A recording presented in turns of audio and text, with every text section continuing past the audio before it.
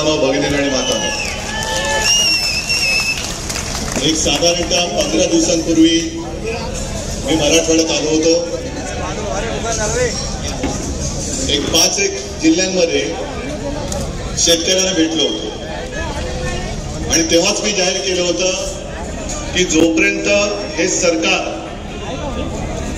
कर्जमुक्ती करत नाही तोपर्यंत या सरकारला आम्ही काय सोडत नाही. गेल्या वेळेला आलो तेव्हा पाऊस आला, या वेळेला आलो तेव्हा कडक ऊन आहे. आम्ही तर बाबा शहरी बाबू.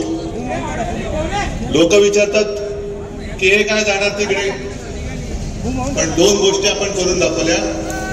एक तर म्हणजे आपल्या परंपरेप्रमाणे जो दसरा मेळावा शिवाजी पार्कवर होतो, तो दसरा मेळावा तुमच्या सगळ्यांच्या आशीर्वादाने पाऊस पडत असताना चिखलात तलावात म्हणजे तळत झालं होतं. त्या भर पावसात आणि असं कडक ऊन आहे. काय अडचण मेळाव्याच्या वेळेला सुद्धा विचारलं होतं लोकांनी की लोक चिखलात कशी बसतात. म्हटलं आपले शेतकरी चिखलात ऊन वारा पाऊस काही असो आपलं सर्वस्व पणाला लावून आपल्यासाठी अन्नधान्य पिकवतो. त्याचं आयुष्य तर चिखलामध्ये असतं. आता तर चिखलच झालेलं आहे. चालू आहे का? आपण सारी सभा नाही घेऊ शकत तिकडे.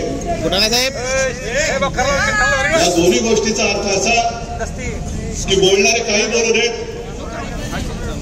इतर वेळेला तर शिवसेना तुमच्या सोबत आहेच, पण ज्या ज्या वेळेला तुमच्यावरती संकट येईल त्या त्या वेळेला प्रत्येक संकटाच्या वेळी शिवसेना तुमच्या खांद्याला खांदा लावून तुमच्यासाठी तुमच्यावरती आलेल्या संकटाची लढण्याचं. 100 रुपयाची कोंबडी देता, अंडी कोण उभवणार? सरकार. मेहनत शेतकरी करणार आणि सत्तेच्या खुर्ची बसून अंडी उभवणार सत्तेची. एका गाईसाठी 37,000 रुपये. मला तुम्ही सांगा 37,000 मध्ये दुभती गाय मिळते का? किमान किती खर्च येतो? 1 लाख रुपये. म्हणजे आम्ही हेक्टरी 50,000 मागतोय, इकडे गायच 1 लाखाची मिळते. अनेक शेतकरी तर मला असे भेटले की साहेब आमची गुरंढोरं तर वाहून गेलीच, पण जी काही गुरंढोरं राहिलेत त्यांना आता खायला यायला कडबा नाहीये. कडबा नाहीये म्हणजे गुरांना खायला काही कडबा नाहीये. एक तो कैलास तुम्ही मला तो व्हिडिओ पाठवला, त्याच्यात तो शेतकरी सांगतो सगळं उद्ध्वस्त झाले. तो खायचं काय? आम्ही माती खायची? कारण सगळंच गेले. कर्जाचं पुनर्गठन करणार काम हिंमत नाहीये, नाही संख्याबळ नाहीये, नाही तसा नियम नाहीये. मग नियम नसेल तर मला अंबरच तुम्ही विरोधी पक्ष नेते होते, तुम्ही विरोधी पक्ष नेते होते, ओमदादा कैलास सगळे तुम्ही, राहुल स्वामीजी तुम्ही सगळे आहात, संजय तुम्ही पण खासदार आहात. मला सांगा विरोधी पक्ष नेते पद नेमण्यासाठी जर कायदा कानून नियम लागत असेल तर उपमुख्यमंत्री कसा नेमला जातो? 2 उपमुख्यमंत्री नेमता येते. याच्या संविधानात नाहीये. नसलेले असंविधानिक पद तुम्ही तिकडे नेमतायत. पहिलं त्यांना उपमुख्यमंत्री पदाचा दर्जा काढा. जर विरोधी पक्ष नेता आम्हाला देत नसाल तर दोन्ही उपमुख्यमंत्री साधे मंत्री म्हणून फिरले पाहिजे. त्यांना उपमुख्यमंत्र्यांची मस्ती करता येणार नाही. आम्ही त्यांना उपमुख्यमंत्री मानायला तयार नाही. आज मी जाहीर करतोय आमचे उपमुख्यमंत्री कोणी नावे होऊ शकत नाही. काय विरोधी पक्ष नेता? अरे एवढं 5वी तुमच्याकडे बहुमत आहे, केंद्राचं सरकार तुमच्याकडे पूर्ण वरद हस्त. हे एवढं मजबूत सरकार यापूर्वी आपल्या देशात क्वचित आलं असेल, तरी सुद्धा तुम्ही विरोधी पक्ष नेत्याला घाबरता. विरोधी पक्षाला घाबरतात. आम्हाला काही फरक पडत नाही की जोपर्यंत आमच्या मागे हा मायबाप जनतेचे आशीर्वाद आहे तोपर्यंत तुम्ही पद द्या नका देऊ आम्हाला फरक पडत नाही. आम्ही तुमच्या भोकांनी बसायचं ते बसतोच आहोत. पण विरोधी पक्षाला तो अधिकार असतो. अधिकाऱ्यांना तो बोलून घेऊ शकतो, विचारू शकतो अरे पॅकेज जाहीर केलंय, काय केलंयस? तो विरोधी पक्ष नेता पद तुम्ही द्यायला तयार नाही का? कारण संविधानात तशी तरतूद नाही. मग उपमुख्यमंत्री पदाची तरतूद तुम्ही मला दाखवा, नाही तर तुमचे 2 हाफ आहेत त्यांना हाफच राहू द्या. त्यांना आम्ही पूर्ण दर्जा देऊ शकत नाही. उपमुख्यमंत्री आम्ही त्यांना मानू शकत नाही. संविधानात दाखवा.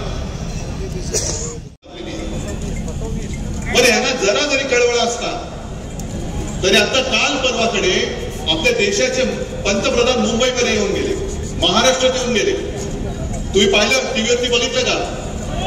मी नाही बघितलं, पण मी ज्यांनी पाहिले त्यांना विचारतोय त्यांच्या भाषणामध्ये कुठल्याही दोन्ही भाषणात 2, 3, 5, 10 भाषणं झाली असतील. एका तरी भाषणात शेतकऱ्यांबद्दल काही उल्लेख होता का?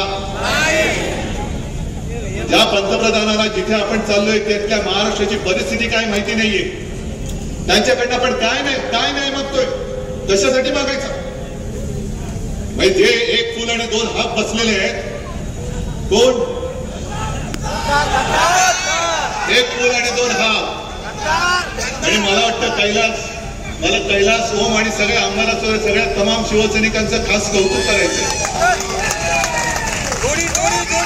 जेव्हा पूर आला होता त्या पुरामध्ये स्वतःच्या जीवाची पर्वा न करता शेतकऱ्याला वाचवणारे माझे म्हणजे बाळासाहेबांचे शिवसैनिक आहेत सगळे, त्यांचा मला अभिमान आहे.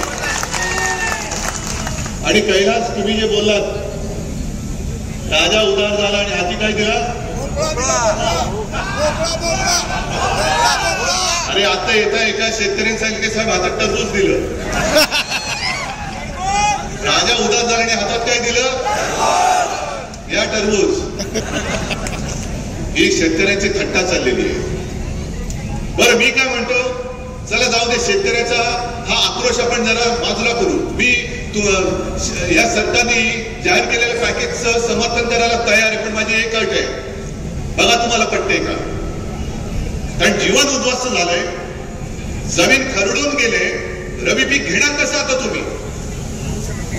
50,000 रुपये आम्ही का मागतो आहोत? त्याचं कारण तुम्ही जाऊन बघा जमिनीची काय हालत झालेली आहे. पण एका अटीवरती मी समर्थन करायला तयार आहे, कारण मुख्यमंत्री जे बोलले की खरडून गेलेल्या जमिनीला पर हेक्टरी आम्ही मनरेगात किती